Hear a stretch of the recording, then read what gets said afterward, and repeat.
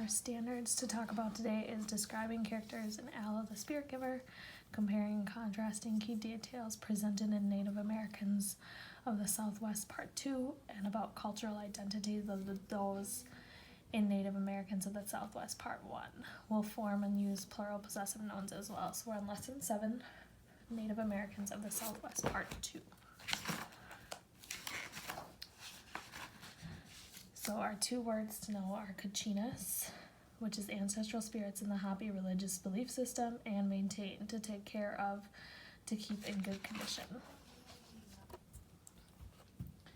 So people abandoning the cliff dwellings. Drought and confrontation with other native people and with European explorers certainly helped to bring much change to the ancestral Pueblo settlements that had developed slowly over thousands of years in the American Southwest. The ancestral Pueblo had developed a way of life that was heavily influenced by the climate and the environment in which they lived. But this is not the end of the Pueblo story. Archaeologists believe that it is probable that the ancestral Pueblo journeyed to other areas in the region in search of the water supplies needed to maintain their crops, hoping for a more peaceful way of life. It is not known for certain why the ancestral Pueblo left their former homes, but it is known for certain that they did leave and journey to other areas of the region. They began to settle in the areas around the Rio Grande River that are now northern New Mexico, northern Arizona, central Utah, and southern Colorado. And so once again, the native people of the Southwest learned how to settle and adapt to their immediate environment, and their culture continued to grow and change. People rejoicing over a rainfall. Each year, snow fell as it still does on the mountaintops. Rain also fell into the rivers and streams that flowed through the valleys of the lands these native peoples now occupied. However, in arid areas, there was never enough water, and surviving in such places was a never-ending struggle. Despite such struggles, native groups continued to develop new and ingenious ways to manage their most precious resource, water. Over the time, the ancestral Pueblo adopted some new customs and beliefs, and they also continued to practice their traditional ways. Out of this grew new customs, languages, religions, and forms of government. These new cultural practices developed in the deserts, mountains, and valleys of this southwest region. Many tribes came into existence as a result of their ancestors' incredible journey across thousands of years and countless miles. Two of these tribes are the Hopi and the Zuni. These tribes with this shared history are called Pueblo Indians. Hopi cultivating crops at the bottom of the mesa. The Hopi, one such tribe born of this journey, is the group we are going to focus on today. The word Hopi means peaceful or wise. The Hopi are the descendants of the ancestral Pueblo, but interestingly, their language is not the same. The Hopi settled in the area that is now Arizona. They were organized into clans, with the mother's side of a family establishing the most important family connections. Like all native peoples, the Hopi relied on their environment for all of their needs. The Hopi grew beans, squash, melons, pumpkins, and other types of gourds, cotton, and corn. Corn was their most important crop, but they learned how to grow several different kinds. Because of the dry conditions, they learned how to plant the corn deep into the ground. There, the corn crop could reach underground water sources and also be protected from the arid conditions above.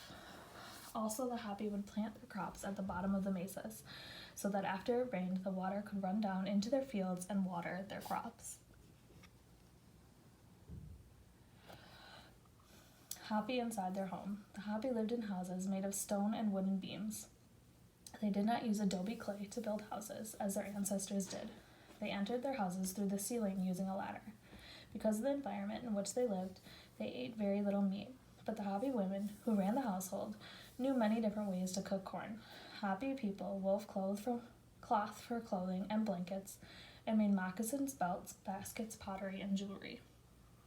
The Hopi were thought to be a very peaceful people, like many other native people and many people today. However, when they felt conflict with others, the way they chose to show this was by giving the silent treatment or the cold shoulder. The Hopi were also very spiritual. They believed that people were created inside the earth and emerged under the surface through an opening. The Hopi called the small part of the opening in the ground a sipupo. They practiced what they called the Hopi way. They believed they should be kind to each other and thoughtful toward their environment. Kachina spirits bringing rain, healing, etc. Central to the Hopi's beliefs were ancestral spirit beings called Kachinas. These Kachinas were thought to be of the spirits of animals, natural elements such as wind and rain, ancestors who left the spirit world for 6 months each year to dwell among the living or deities. The Hopi believed that the Kachinas would visit the world each year around the time of the winter solstice, and would stay until the time of the summer solstice, about 6 months. The Hopi believed they needed the most help from the Kachina spirits during this time because it is the harshest, coldest time of the year. They could not grow crops, and it was more difficult to find animals to hunt. The number of spirits believed to visit varied from community to community. The Hopi believed that Kachinas might, for example, help bring forth rain so that the earth and the crops would continue to thrive, or that Kachinas might provide assistance in times of sickness and disease. In essence, the Hopi believed that in order to survive, they had to ask for help from the spirits that controlled every aspect of their world. Hopi Kachina Festival. The Hopi held festivals and ceremonies throughout the year, the most important of which were held during the time the Hopi believed that the spirits of the dead dwelt among the living. Ceremonial dances were performed by male members of the tribe. The men wore a variety of masks and special clothes to represent the various Kachinas. During the ceremonial dances, they asked the gods to bring forth rain to make the crops grow. The Hopi believed that during these ceremonial dances, each man would transform into the spirit he was representing. Many of these ceremonies were held in the plazas, whereas some were held in the kivas. This was a tradition that had begun with the ancestral pueblos.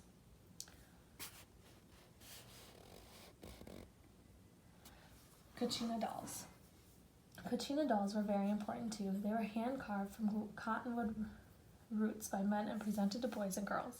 Each doll represented a particular spirit. The doll's face revealed what spirit it was. Kachina dolls were also honored and revered as the bringers of the rain. For the people in such a dry region, rain meant life.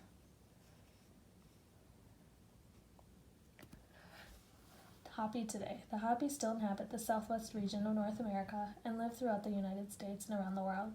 Some live without adhering to or being devoted to traditional ways, whereas others practice the Hopi way, seek the aid of the Kachinas, and live much the same way their ancestors did. Keeping these traditions, the Hopi, along with the Zuni and many other Native American groups, continue to cherish and manage the land they have lived on for hundreds of years as their tribal journey continues.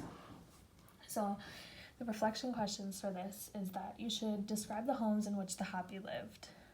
You should determine what clan a Hopi belonged to. You heard that the Hopi used ladders to enter their small homes of stone and wood. Why do you think they did this? And do you think this was an easy way to get into and out of the house? So, on page 7.3 in your activity book, you can compare and contrast Hopi to the ancestral Pueblo. Remember that if that is one of the pages to be submitted through Google Form, you need to do that as well.